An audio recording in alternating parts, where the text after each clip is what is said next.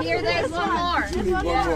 We need another. You've got a plan. Oh, I get it. Oh, Okay, but now... This is the one that Peter has made. No, you're knitting on it. yeah. You got a few minutes? Yep. Oh God. Okay. You and your spontaneous interviews. Okay. Krupa, it's almost finished, I think so. Like another 2 sets of triangles. Yeah, but I think actually, Miriam, we're going to stop. We'll finish this last row and then we'll stop because it's so hot in the sun. Hot, yeah. And everyone has come and they've braved the sun and it's wonderful. But yeah, we want to make sure that we finish the last pieces carefully too. So we'll just do a second round and complete it. And you got a tree in the middle. What's that? Well, it was here, so we're honoring it, and then we're going to shift it outside, so it'll be somewhere just outside of the center, but we're preparing it to move, really. Yeah. And how about the floor? The floor is gonna stay mud? Yeah. So about 5 years ago when I was traveling in Nepal, I worked with some kids in a mud house and we painted the full interior, you know, it's a mud structure. So we're going to build a brick wall underneath this and then we'll do painting in the same way. So the whole floor and the lower part of the wall will be mud. Okay, now we know how much is 30 feet. Sorry. I didn't find out the calculator, now we know the size. And yeah. So with what is going to be covered? That we're actually figuring out now. We're playing with a few different materials. You know, there are very expensive plastics, but they're not so good for your health, and so we're sorting it out. We don't actually know the exact covering yet. So that you didn't cover yet? Yeah, I mean, we looked at options, but we're trying to see if we can be a bit more creative with it. So we're going to try out a few things probably, and then we'll fully cover it. And I see she's writing something on the bars. Yeah, exactly. So you invited actually people to, how did you verbalize that?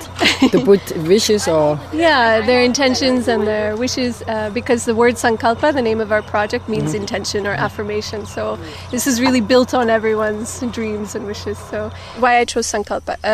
The word in Sanskrit, it means intention, affirmation, determination, willpower. It can be translated many different ways. But what I have found, both personally and then with people I work with, is that when you combine your creativity with an intention, when you're really clear about what you would like in your life, some goal or wish, and you combine that with some creative energy, it helps to manifest it. And so the Affirmation Doll project, for example, is a really good example of that they put a message inside the doll and every stitch was kind of towards that wish, and then the meditation is also to reinforce it. So it helps that to become real. Yeah. So it's something very personal. It comes from the inner, deeper self, and it's a way to explore that. That's also nice.